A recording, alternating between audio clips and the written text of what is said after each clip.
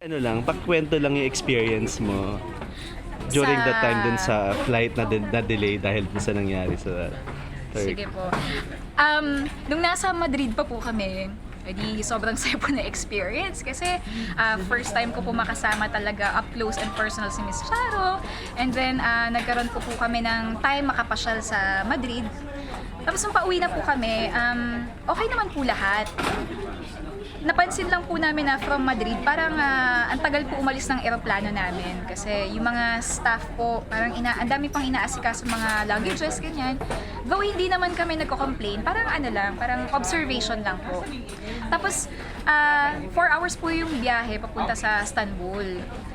20 minutes na lang po, magla-land na po kami. Bigla pong nag-announce yung pilot na magda-divert po kami sa Izmir, Turkey, which is 5 hours away na land travel from Istanbul.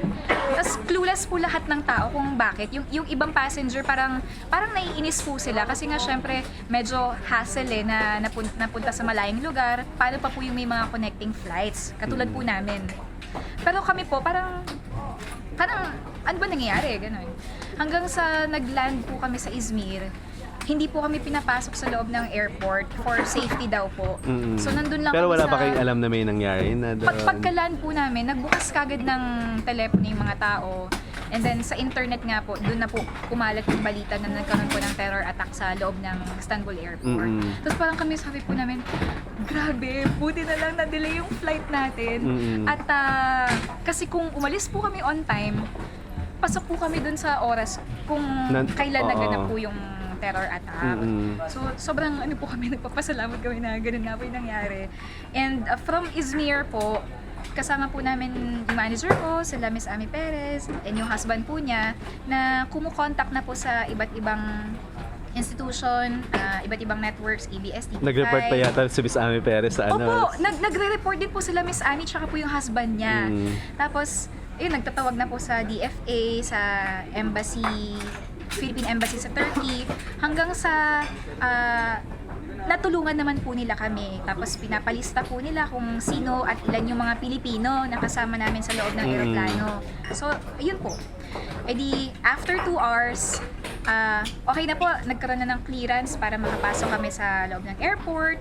And then, kunin na yung mga bagahe namin. Tapos, hinatid po kami sa hotel para makapagpahinga po muna kasi madaling araw po nangyayari lahat ng yun eh. Lahat po wala How pang long you pahinga. stay there? Gano'n kayo Saan katagal po? dun sa pinag-stayan nyo?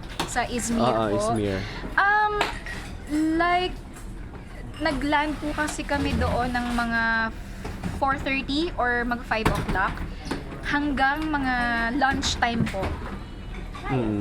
Yung duration po na yon, bale naihatid na po kami sa hotel, so nakapagpahinga ng konti, and then mga lunchtime na po, balik na po ulit kami ng airport kasi nakahanap na po ng connecting flights para po makabalik kami ng Manila. Ano yung learning experience mo dun sa nangyari? Yung pinaka lesson po talaga for us is yung minsan po yung mga delays and pagiging late, meron pong May magandang dahilan. purpose. Opo.